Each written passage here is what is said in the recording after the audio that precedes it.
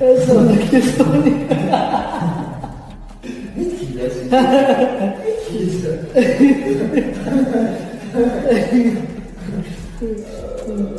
I'm going to spar Ilia Topuria.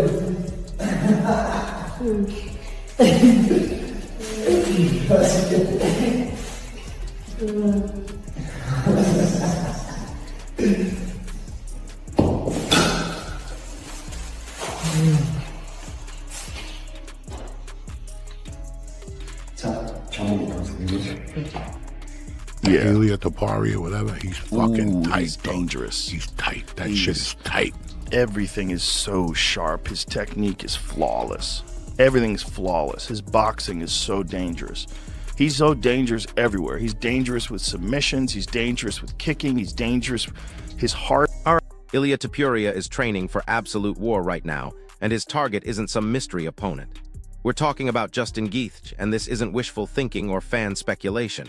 This is happening.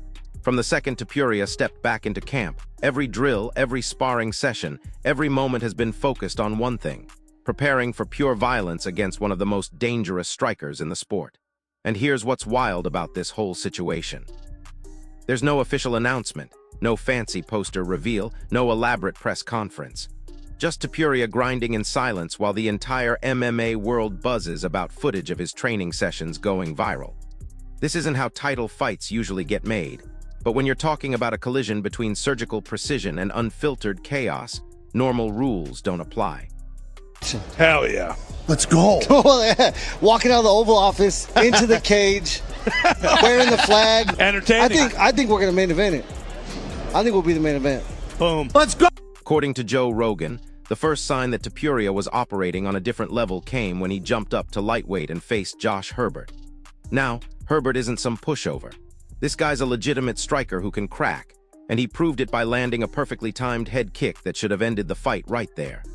We're talking about the kind of shot that sends fighters crashing to the canvas, the kind of moment that separates contenders from pretenders. But here's where Topuria showed he's built different. Instead of folding under that pressure, instead of panicking or covering up, he absorbed that information like a computer processing data. He stabilized himself with this eerie calm, made instant adjustments, and then returned fire with what Rogan described as terrifying malice. By the end of that round, Herbert was unconscious on the canvas, and Topuria was walking away like the outcome was never in doubt. Ilia is laughing now because they have a dirty boxing, really, you know. They just fighting hard, but there is no good technique. But Ilia will be left now because Ilia has such a high level boxing. But it's not just Topuria's power that has Rogan convinced he's special. It's his timing. That uncanny ability to know exactly when to pull the trigger and, more importantly, when to completely flip the script on a deteriorating situation. Think about that Herbert fight again. A switch high kick flush to the face typically ends fights. Period. Most fighters either go down immediately or spend the rest of the fight trying to recover. Topuria processed that blow like it was nothing more than data, made instant adjustments, and turned the entire battle in his favor. That single moment revealed something that highlight reels can't capture: a fighter with an unparalleled ability to adapt and overcome when things go sideways. And that's exactly why Justin Gaethje's recent comments have sent shockwaves through the division. And he went up to 155 for that fight. So he's a 45-pounder, and he said, fuck it, I'll take a fight at 55. He gets head kicked in the first round by Jai Herbert. Is a nasty stand-up fighter. He's so good. He's real slick. He's real good stand-up, like real sharp stand-up. And he caught Topuria with the perfect head kick. And Topuria, he's in real trouble. He got dropped, and he scrambled, got a hold of him. Next round, sent him into the dark lands, blasted him against literally slept him, face planted him, and walk-off KO. He's an animal, dude. He's a real problem because he's intelligent, he's dedicated, he's driven, he's got that kind of confidence that those championship guys have, where they know they're the best even before they're the best. He knew he was. Gaethje isn't playing games or entertaining rumors. He's speaking with absolute certainty that this fight is already locked in. He's explicitly stated that the target is June, specifically for the White House card, and he believes this has been the plan all along. For Geith, winning that interim title wasn't the end goal, it was the price of admission to this monumental showdown. His message to Topuria is crystal clear. If you're already training, you better be ready for the fight of your life. Because this isn't about negotiations anymore. This is about what's coming, and what's coming is a collision between two fighters who represent completely different approaches to violence. Topuria's calculated brutality versus Geith's relentless pressure. The surgical striker against the human battering ram. Piecing him up. It's just tactically, he's so smart. You know, so it's not just his ability, his skill, it's knowing when to apply it and how to adjust to different kinds of fighters. But the Jai Herbert one might have been the most impressive one. Dude, see if we can find that. He got head kicked. He gets hits with a switch high kick off the left leg right to the face, man. I mean, like this, he just dropped, which is, you know, 99 times out of 100. It's like the big. But even as Geith makes these public callouts, Daniel Cormier is stepping in with a serious warning. He's telling his friend Geith not to even think about trying to replicate the Max Holloway blueprint against Topuria. Why? Because Topuria's power isn't just heavy, it's surgically precise and absolutely relentless. Cormier points directly to the Charles Oliveira fight as proof, emphasizing how every single strike Topuria threw counted. By the time Oliveira hit the canvas, he was already unconscious, taking additional punishment on his way down. The message from Cormier is unambiguous. Geith can be tough, he can be ready, but Topuria is the kind of fighter who exploits even the tiniest mistakes and turns brief openings into fight-ending opportunities. And when Daniel Cormier, a former two-division champion, issues that kind of warning, you listen. Because I'm supposed to fight him in June on the White House card. Uh-oh. That's who I'm fighting. Oh, that's who you want. That's who I have to have. That's why I fought for this thing. That's why he fought for the damn thing. Y'all heard it. Topuria, Gaethje, let's make it happen. Let's go. UFC on Paramount Plus. We appreciate y'all. Stay tuned. Chael Sonnen adds another fascinating layer to this story by questioning whether all the praise being heaped on Topuria is fully earned, or if it's just momentum from one big win. Sonnen points out that beating Charles Oliveira rarely propels fighters to instant superstardom. It didn't happen for Arman Tsarukyan, it didn't happen for Islam Makhachev, yet somehow Topuria managed it. But here's what Sonnen really understands about the current landscape. The lightweight division feels completely unsettled right now. The number one contender isn't fighting, the former champion has moved on, and the belt itself carries a certain tarnish. Topuria is operating in a unique space that very few fighters ever reach, where every move is scrutinized, and every victory carries massive implications. It's a position that can either elevate you to legendary status or expose you as overhyped. Is it going to be a situation where they come to the center ring like Gaethje and Holloway and just throw level? Let's go. Justin Gaethje is my friend. I'm gonna tell him don't do that with Ilia Topuria, man. You can't do that with him. Yeah. He hit so hard. When him and Charles Oliveira were fighting, Yeah.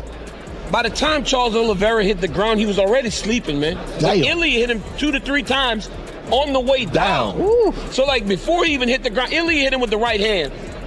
By the time Charles is like knocked out and falling backwards, Ilia done hit him with an uppercut.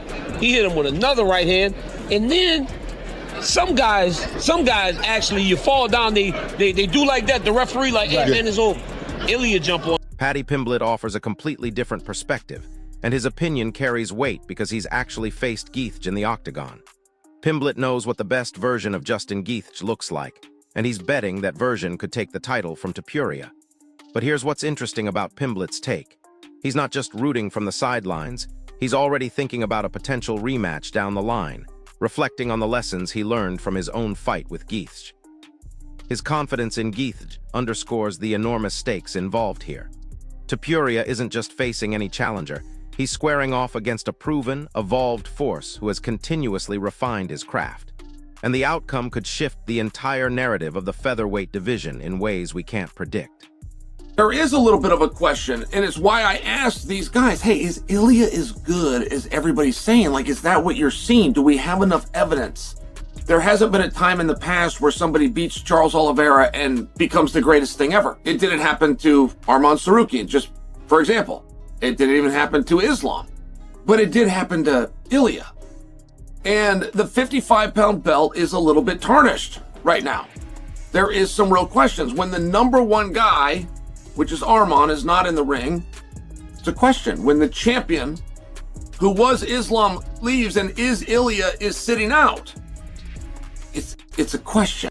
Robert Whittaker takes a starkly different stance, firmly believing that Topuria is operating on a level above anyone Geith has faced recently. According to Whittaker, Topuria's striking alone is leagues ahead of the rest of the UFC roster, and that's before you factor in his elite wrestling, dangerous jiu-jitsu, and predatory instincts. Whittaker paints a picture where every step an opponent takes against Topuria risks immediate brutal counterattack. Every perceived opening is a vulnerability that will be exploited without hesitation. For Geith to even stand a chance, Whittaker believes his entire approach has to change. The version of Geith that fought Pimblett simply isn't equipped to handle the sheer force and skill of Topuria. And when you hear that kind of assessment from someone as respected as Robert Whittaker, it carries serious weight. Congrats to Justin Gaethje. I did say before the fight I want the best version of Justin Gaethje, and Justin Gaethje turned up. So hats off to him. I hope he wins the undisputed title off Ilia, and hopefully we can run it back, even though I don't think he's got too many fights left. Hopefully we can run it back in the future, because there's a couple of things in that fight that have pissed me off. But you know, we get on with it. It's done now. There's nothing we can do. There's nothing we can go back and change. I just hope that in the future he can step up and have a rematch with me. But it's one of them. I know he's on the arse end of his career, so if he does end up just fighting Ilia and fighting Max or something and retiring, it's one of them. I'll have learned a lot from losing that fight. However, what's remarkable is the universal agreement across the MMA community about Topuria's dominance. From analysts to fans to fellow fighters, there's this widespread acknowledgement that his skill set is truly next level. This isn't just hype, it's recognition of something special happening in real time. Whittaker goes even further, placing Topuria at number 2 in UFC featherweight history. Think about that claim for a second. For years, Alexander Volkanovski and Max Holloway were the division's boogeyman, tearing through opponents until they inevitably clashed with each other. Then comes Topuria, stepping into that landscape and completely shifting the narrative. He dismantled both of them, not just winning but displaying an unparalleled combination of precision, power, and timing that sets him apart from everyone else. For Whittaker, it's not just about the victories. It's about how Topuria is reshaping what it means to dominate the featherweight division. His timing, his instincts, his instinct to fire off in like his counterattacks. You know, he'll make you pay for every step you take. It's a hard fight. Yeah, Things have got to change in Gaethje's camp to make the fight competitive. Yeah. Right now, the Gaethje that fought Paddy won't beat Ilia right now. Yeah. But that's not saying that we'll see that Gaethje when he fights Ilia. Even the biggest names in the sport are taking notice of what's brewing. Kamaru Usman and Henry Cejudo clearly see the potential for something historic unfolding. Cejudo frames it perfectly. An American fighter like Geith taking down Topuria on the White House card wouldn't just be a win, it would be a defining statement for the ages. The implications are enormous. This fight isn't about belts or rankings anymore. It's shaping up to be a cultural moment where legacy and athletic performance collide in front of the world's watching eyes. The kind of fight that gets remembered decades later, regardless of who wins. And that pressure, that magnitude, adds another layer of complexity to an already dangerous matchup. So we have Ilia. I feel like he has to be up the top of my list almost. Like almost at the very tippy top. We didn't see enough. Because of the work he did though. Yeah, I understand that, but he dismantled great after great and then moved up a weight class and dismantled another great. I feel like you can't disregard that. Yeah, I feel like you can't disregard the fact that he knocked out Volk and Max. And Volk's up the tippy top of my list because it's Volk, okay? He's defended it, he has ran that division since day dot, and it's Volk. Not because you're Australian. Biased. All my picks are biased. Yeah. Everything I've done on this show has been biased. So, Volk. You hide it. Jorge Masvidal frames Topuria as a generational talent, making the crucial observation that he hasn't spent significant time at featherweight, but has already accomplished what very few can claim. He defeated both Holloway and Volkanovski at the peak of their powers, and that's why Masvidal considers him on a level few fighters ever reach. But Masvidal doesn't stop there. He emphatically points out that Paddy Pimblett dodged a nightmare by not winning his last fight, because facing Topuria would have been brutal. In Masvidal's expert opinion, both Pimblett and Gietz are talented but a step below Topuria in every critical aspect. Wrestling, striking, defense, offense. He sees Topuria operating on another level entirely and believes a showdown with Gietz would give him the perfect platform to showcase that dominance with surgical precision. One, Ilia's number 2. Ilia's really cool, but Full MMA record. Really cool. Volk is 31-1 at 140. Yeah, that's unbelievable. Bonkers. That is sick. That's crazy. But Rafael Fiziev brings a dose of reality to all this hype, admitting he'd rather not see this fight happen. His reasoning is compelling. Gietz is nearing 38, and Fiziev questions whether he looked his best in recent fights. He warns that a pure stand-up battle with Topuria could be extraordinarily risky for Gietz, given Topuria's devastating power and precision. While Fiziev acknowledges that MMA is unpredictable and anything can happen, the threat Topuria poses is crystal clear. He has the ability to end fights in a flash with one devastating strike. For Gietz, this isn't just another opponent, it's a high-stakes challenge that could go terribly wrong. The question isn't whether Gietz is tough enough to take punishment, it's whether he can avoid the kind of precision striking that has made Topuria look unstoppable. They were running through, there was like, fights weren't close until they fought each other.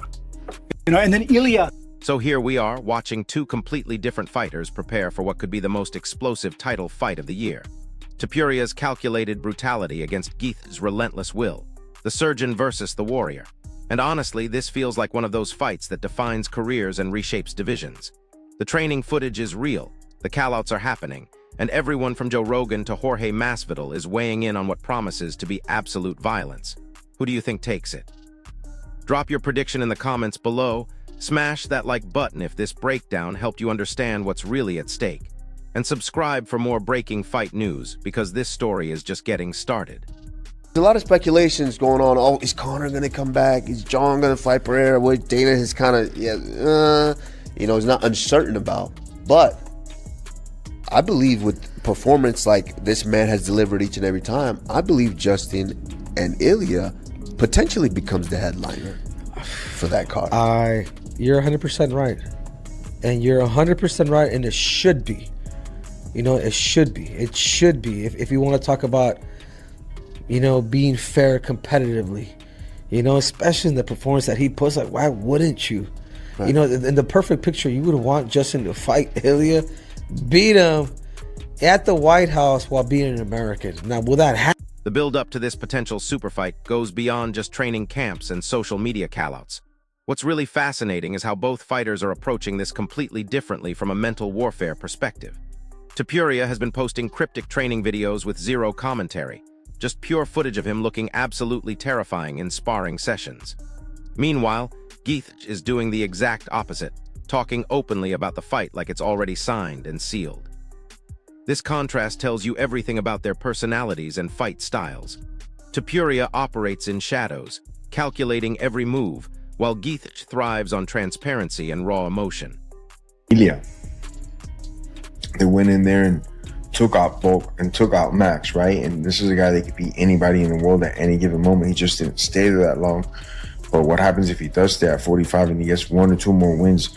You got to also say that this guy's actually the GOAT of GOATs, because I feel like he took out Max still in his prime and Volk still in his prime, and Max had never been knocked out, and the way he took him out was cold, Same thing with Volk. I think Volk is still in his prime. He's showing he just defended the title, looked amazing. Obviously, you can't say he's not in his prime. So I think Ilia also has to be entered already in that conversation at 145 of GOATs. I know he didn't stay there that long, but sometimes you're not there for a long time, just a good time. And my boy had fun at that weight, man, because he made some fucking noise. What makes this matchup even more intriguing is the tactical chess match happening behind the scenes. Topuria's team knows they're dealing with a fighter who has never been truly dominated in his career. Even in his losses, Gietz has shown incredible heart and the ability to hurt opponents right up until the final bell. That's dangerous territory when you're facing someone with legitimate knockout power in both hands. But here's what Topuria has that previous Gietz opponents didn't: the ability to switch stances fluidly, attack from multiple angles, and most importantly, the wrestling threat that can completely change the dynamic of any exchange. Good thing that Patty also didn't win, because if he did, he was going to get torched by Ilia.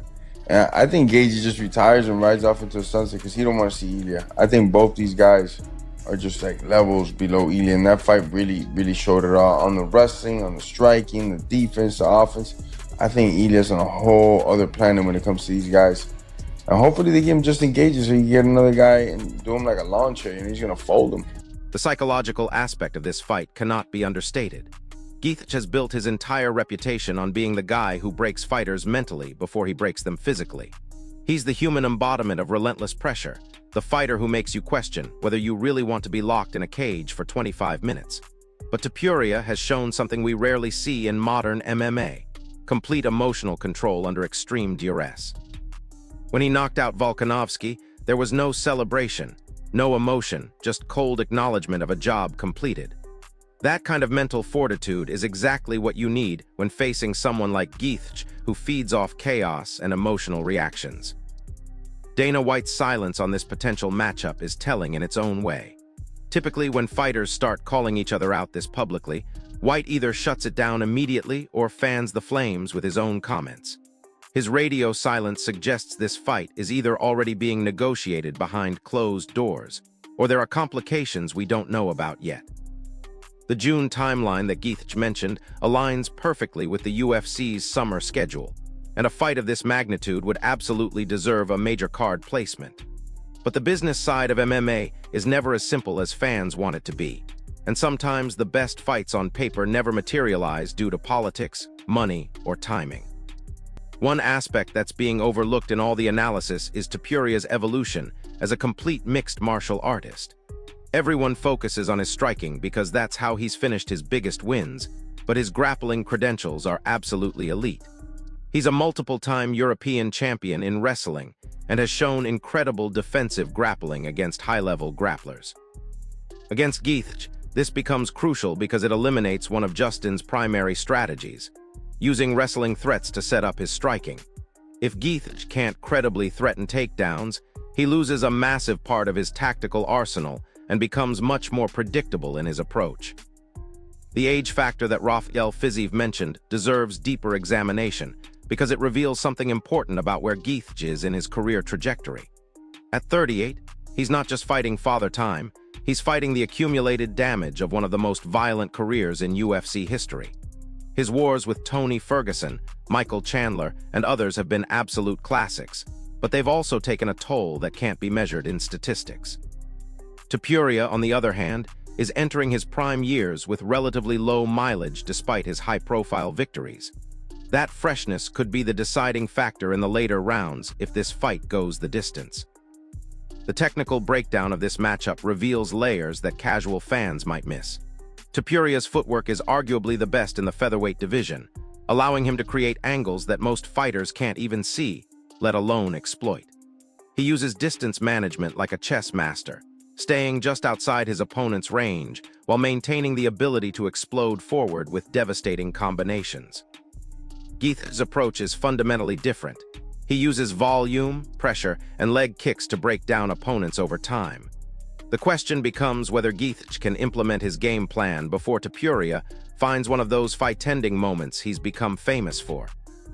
What's particularly interesting is how this potential fight represents a clash between two different eras of MMA evolution.